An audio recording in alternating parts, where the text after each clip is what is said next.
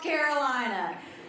You know, you are blessed when you have someone like Representative Blackwell serving you. Because the thing I like about Bart is he's normal. Like, we need more normal people in service, right?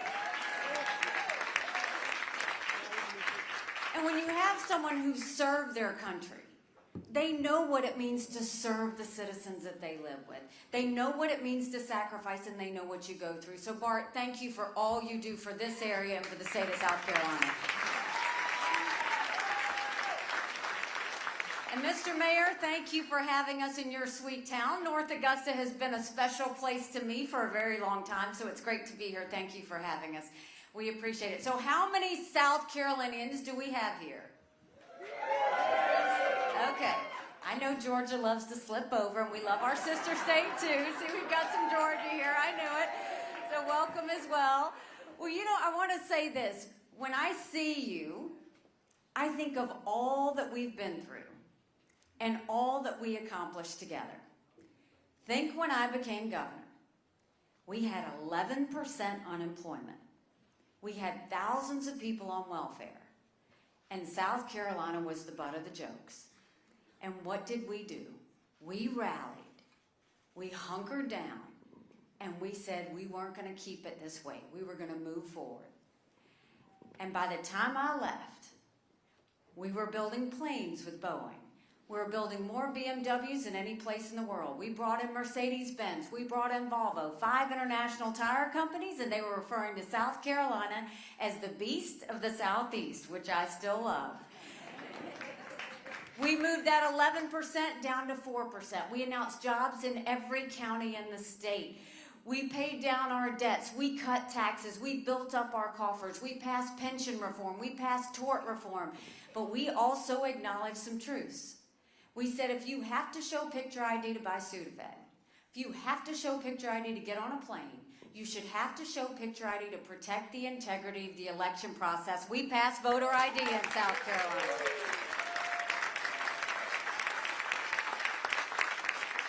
We passed one of the toughest illegal immigration laws in the country.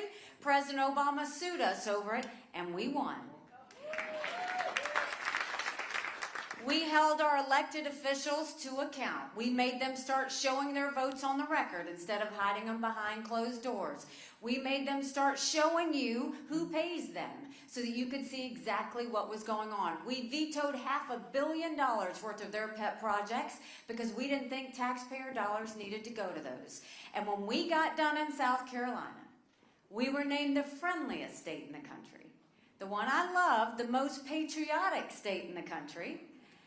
And don't blame me for this one, the #2 state in the country people were moving to. And now we look at what's happening in our country, and it's tough to watch. We're $34 trillion in debt. We're having to borrow money just to make our interest payments. China owns some of that debt. And for the first time, we're paying more money in interest than we are in our defense budget. You know who pays attention to that? Russia, China, and Iran. We're incredibly vulnerable at this point. And I would love to tell you that Biden did that to us. And I've always spoken to you in hard truths, and I'm going to do that with you today. But Trump and our Republicans did that to us too. Go back and look at that $2.2 trillion COVID stimulus bill that they passed with no accountability. That's now left us with 80 million Americans on Medicaid, 42 million Americans on food stamps. That's a third of our country. And did Republicans try and make it right? Nope. They doubled down and opened up pet projects and earmarks for the first time in 10 years, pushing through 7,000 of them last year.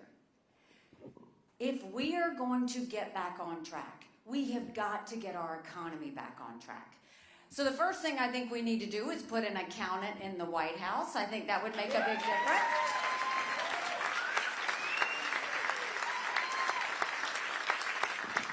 And then start by clawing back the $100 billion of unspent COVID dollars that are still out there.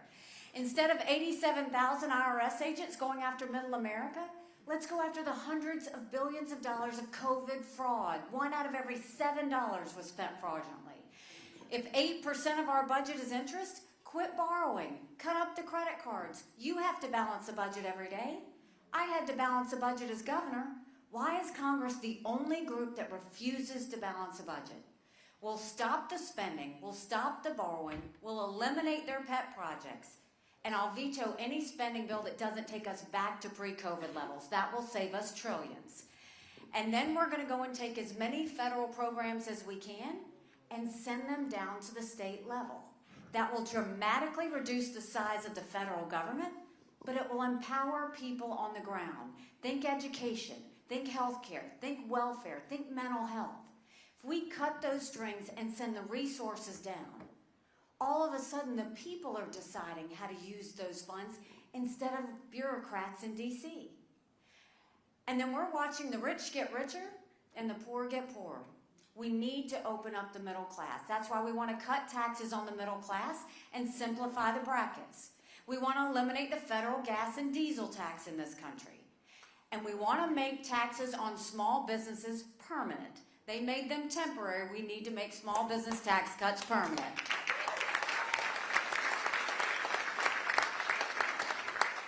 Small businesses are the heartbeat of our economy. We've got to quit saying it and start acting like it. And when you talk about Congress and their job, do you know Congress has one job, and that's to give us a budget on time. Do you know Congress has only given us a budget on time 4 times in 40 years? You know what we'll do about that? When I'm president, you don't give us a budget on time, you don't get paid, period.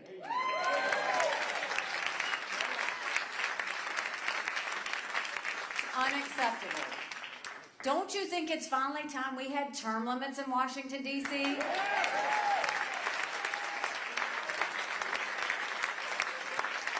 Don't you think we need to have mental competency tests for anyone over the age of 75?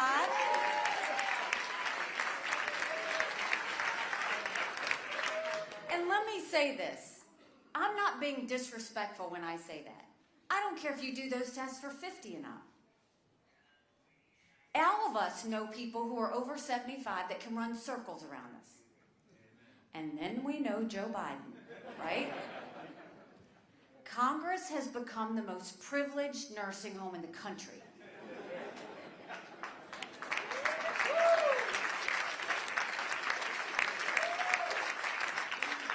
We can't play with this. These are people making decisions on the future of our economy. These are people making decisions on our national security. We need to know they're at the top of their game. And then let's talk about the border. I can't believe this is happening in the United States of America. 8.5 million illegal immigrants have come to that border. We had more fentanyl cross the border last year that would kill every single American. Number 1 cause of death for adults 18 to 45, fentanyl. And don't think for a second China doesn't know what they're doing when they send it over. Now, when we pass the toughest illegal immigration law in the country here in South Carolina, we need to take what we did in South Carolina and go national with it. We need a national E-Verify program that requires every business to prove that the people they hire are in this country legally. We need to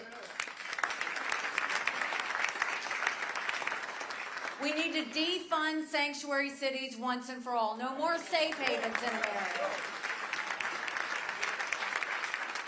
We need to put 25,000 Border Patrol and ICE agents on the ground and let them do their job.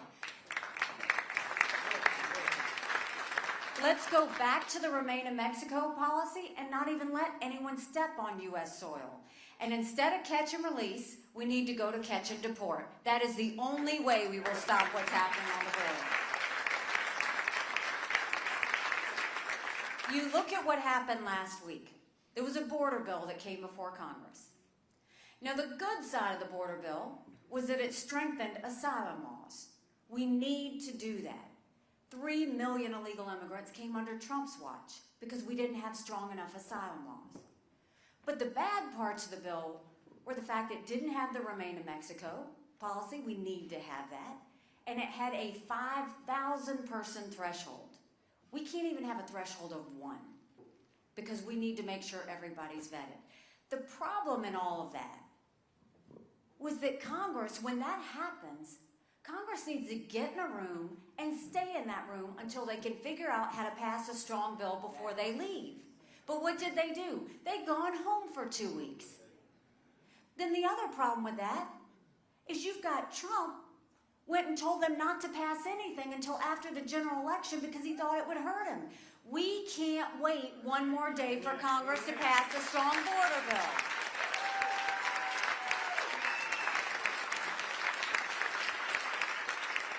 Congress needs to get in a room and figure it out, and Trump needs to stay out of it, period.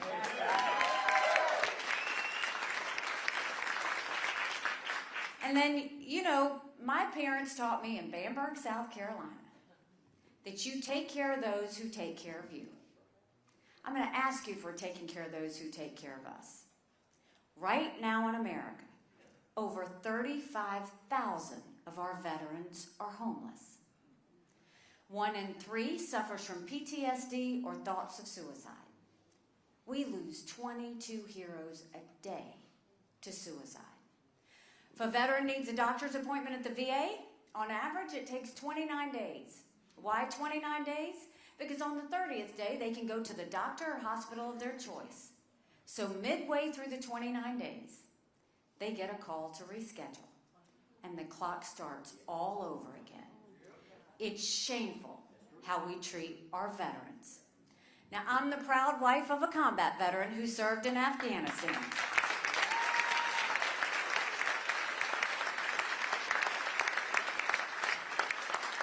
And when Michael came home to us, that was a lot of prayers answered. But that was the easy part. When we got home, life got hard. Michael couldn't hear loud noises. He couldn't be in crowds. Life had passed him by for the year that he was gone, and the transition was tough. We can't just love our men and women when they're gone. We gotta love them when they come back home, too.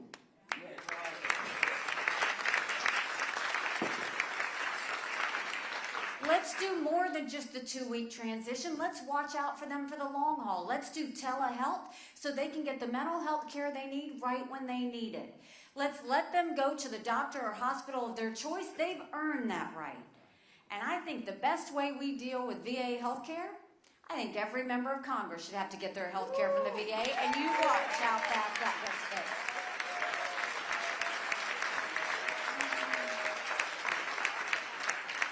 It'll be the best health care we've ever seen, guaranteed, I promise you.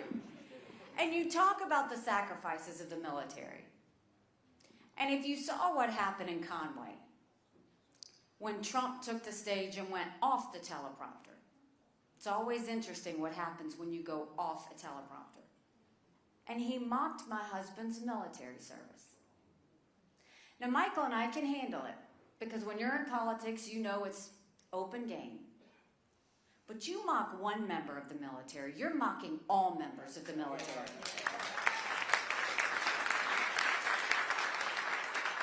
And everybody tried to give him a pass early on, thinking that he just slipped, just said something. But now it's a pattern. It started when he said that military members who lost their lives in service were losers or suckers. And then at Arlington National Cemetery, he goes and says, what was in it for them? These men and women don't serve for kicks and giggles. They do it because it's about something bigger than themselves. They do it because they know freedom isn't free. And if he doesn't understand that, then he doesn't understand America.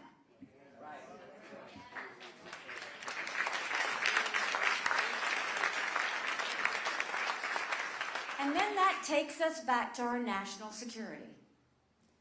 The world is on fire, literally. We've got a war in Europe. We've got a war in the Middle East. We've got North Korea testing intercontinental ballistic missiles capable of hitting the U.S. You've got China now doing cyber attacks on our infrastructure. And you've got Russia doing blinding satellites so that we're not going to be able to see if a missile is coming our way or or if they try and take out our infrastructure altogether. None of this would have happened had we not had that debacle in Afghanistan. The idea that Michael and his military brothers and sisters who served there had to watch us leave Bagram Air Force Base in the middle of the night without telling our allies who stood shoulder to shoulder with us for decades because we asked them to be there. Think about what that said to our friends. More importantly, think about what that said to our enemies. When you have wars like this, it is important for a leader to have moral clarity, to know the difference between right and wrong, to know the difference between good and bad. And what happened again in Conway when Trump went off the teleprompter, what'd he say? He said if there were any NATO countries who weren't pulling their weight, America wouldn't defend them. And then he doubled down and said, for any of those NATO allies that don't pull their weight, he would encourage Putin to invade them. That's wrong. Think about this for a second. By saying that, Trump is siding with a thug where 500,000 people have died and been wounded because he invaded Ukraine. Trump is siding with a dictator who kills his political opponents. Trump is siding with a tyrant who arrests American journalists and holds them hostage. Trump sided with an evil man over our allies who stood with us at 9/11. Think about what that told them. We know that Putin has said once he takes Ukraine, Poland and the Baltics are next. If that happens, those are NATO countries that puts America at war. This has always been about preventing war. It should be our #1 thing is to always prevent war. And in that 1 second when he said that, he put our allies in danger and he put our military service members who were there in danger. And what did Putin do? Now he's putting troops along the Baltic countries. So you've got Joe Biden who's putting his head in the sand, refuses to take any action. And you've got Donald Trump who's siding with the thug.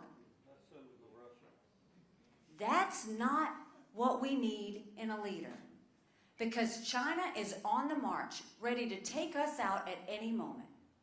Russia has made it very clear that China, Russia, and Iran are in an unholy alliance.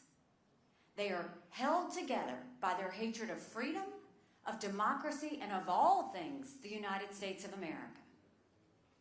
We have to get that right. Now, we know what to do domestically. We know what to do with the national security situation. Now, what do we do on Saturday? Vote Nikki! Because Saturday is the day we make a decision. Do we want more of the same, or do we want to go in a new direction? Now, I'll be the first one to say, I'm not a never Trumper. I voted for Trump twice. I was proud to serve America in his administration. But the reality is, chaos follows him. Everywhere he goes, chaos follows him. And we can't be in a country in disarray, in a world on fire, and go through 4 more years of chaos. We won't survive it. And then we have to look at the fact that 70% of Americans don't want a Trump-Biden rematch. They're the 2 most disliked politicians in America. 60% of Americans have said Donald Trump's too old and Joe Biden's too old to be president.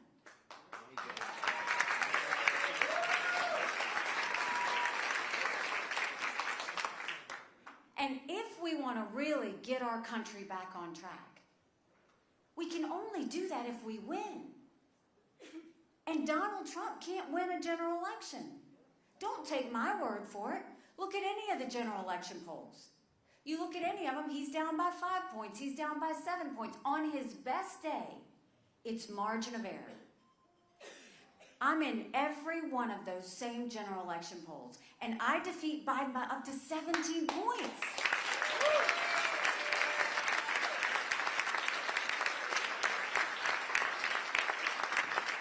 Do you know what that means? That's bigger than the presidency. That's House, that's Senate, that's governorships, that's school board. That's getting all of government back on track. But you win by double digits.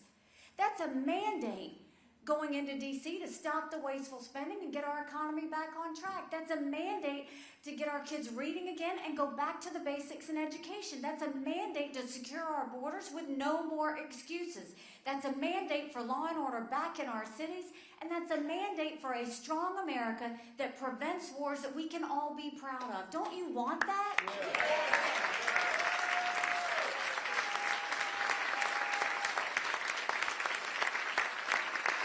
Because we can have that. But look at this past year. It's very telling. We started with 14 people in this race. I defeated a dozen of the fellas. I just have one more fella I've got to catch up to.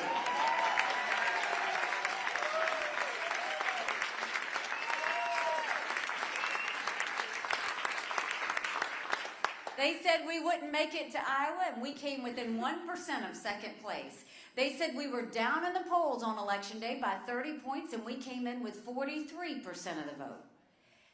And that night, when we got 43% of the vote, Donald Trump was not happy.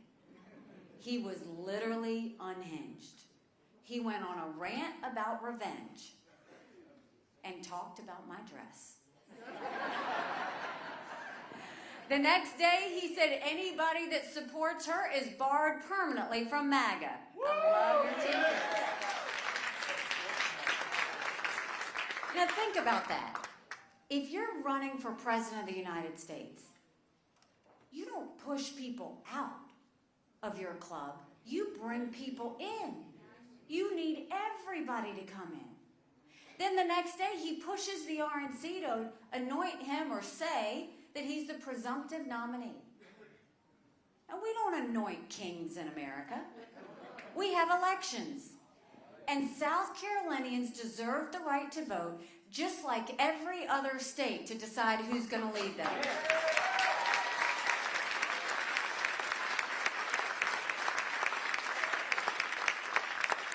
And now he's had 3 judgments against him.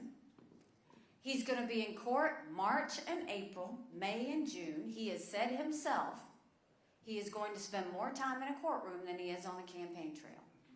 And so he's been on a rant about what a victim he is. But what bothers me, whether it was the night of New Hampshire or whether it's after all these rants with these court cases, at no point is he talking about the American people. At no point is he talking about the fact that we're $34 trillion in debt. At no point is he talking about the fact that only 31% of 8th graders in our country are proficient in reading. At no point is he talking about all the openness at the border. At no point is he talking about the lawlessness in our cities. And at no point is he talking about these wars. All he's doing is talking about himself. He's obsessed with himself. And we need somebody who's going to be obsessed with the American people.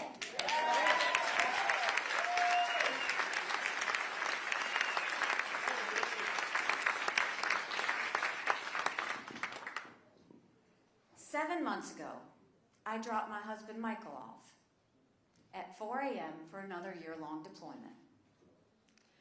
And I watched him and 230 soldiers pick up their 2 duffel bags of belongings to go to a country they'd never been, all in the name of protecting America.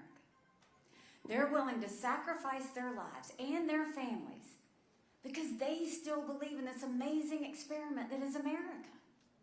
So if they're willing to sacrifice for us there, shouldn't we be willing to fight for America here?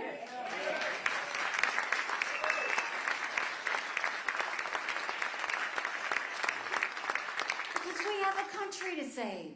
But in order to do that, it's going to take a lot of courage. Courage from everyone here. Courage for me to run. And courage for every one of you to know Don't complain about what happens in a general election if you don't vote in this primary. It matters.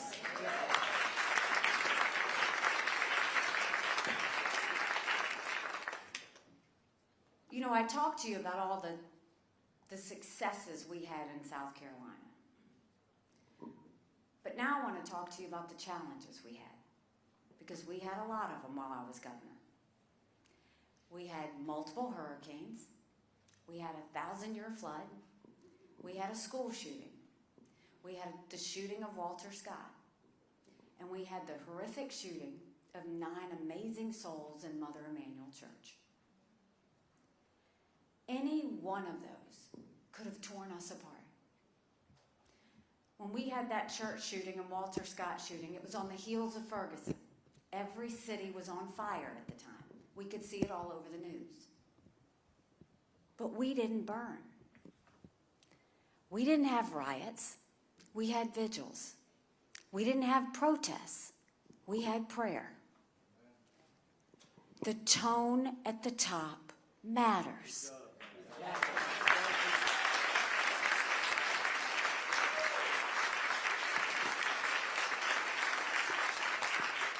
My job wasn't to pick sides in that situation. My job wasn't to decide who was good or who was bad or who was right or who was wrong. That's the problem with Joe Biden and Donald Trump. My job was to bring out the best in all of you and get us to see our way forward. And that's what we did. And in all of those moments, we showed the country what strength and grace look like. We could do that in America. And the reason it matters so much is it's not about us. It's about our kids. You look at what they've gone through. They've gone through a lot. Whether it was COVID, whether you look at the fact they wonder whether this debt's going to mean something for them. They don't know how they're going to afford a home. They don't know whether they're going to get a job. They don't know how they're going to make ends meet. They're fearful of war around the world. There's a reason they are feeling a lot of stress and anxiety and depression. We owe it to them to do this. Because I'll tell you, if you're looking at Joe Biden, it's not normal to have an open border where you allow illegal immigrants to come in without being stopped. It's not normal where you spend more time in schools focused on gender pronouns than you do reading and math.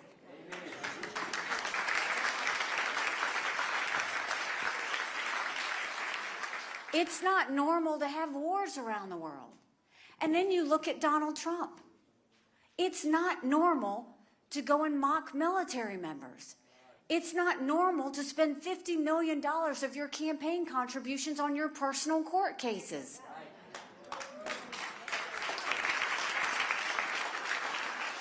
It's not normal to threaten the supporters of your opponent. It's not normal to side with a dictator over countries who've been there for us. None of this is normal. And so why are we relying on two candidates in their 80s to be the ones that save us? Because none of that's normal.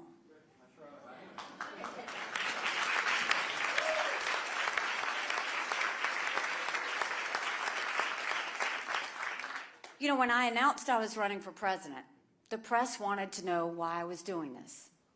And they still want to know. And I said, you know, my parents came here 50 years ago to an America that was strong and proud and full of opportunities. I want them to know that country again. I'm doing this for Michael and his military brothers and sisters because they need to know their sacrifice matters. They need to know that we love our country. I'm doing this for my daughter who just got married, and I saw how hard it was for her and her husband to buy a home.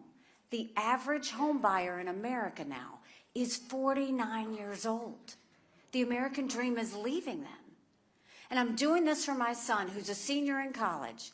And I am tired of watching him write papers of things he doesn't believe in just to get an A. That's not us. That's not America. And for the first time, 81% of Americans don't think their kids are going to have as good of a life as we did. We can't be okay with that. I'm not okay with that. We do have a country to save. But if we want to save her, we got to get to work. Early voting is today. Early voting is tomorrow. There's no early voting on Friday. And the election is on Saturday. Everybody needs to early vote or go to the election. Everybody needs to grab a yard sign. If you live in an area where they won't let you put a yard sign, put it in the back of your car. You need to call everybody you know, because every one of us, you'd be shocked at how many people are only general election voters. And you tell everybody, in a general election, you're given a choice. Bless you. In a primary, you make your choice.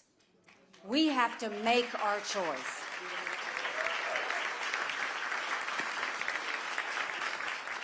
So make sure you vote. Take everybody you know with you to vote. And I will make you this promise, like I did the 2 times when I was your governor. If you will join me in this movement, if you will join me in this fight, I promise you, I will spend every day trying to prove to you that you made a good decision. Thank you very much. God bless you. I appreciate it. Thank you. Thank you so much.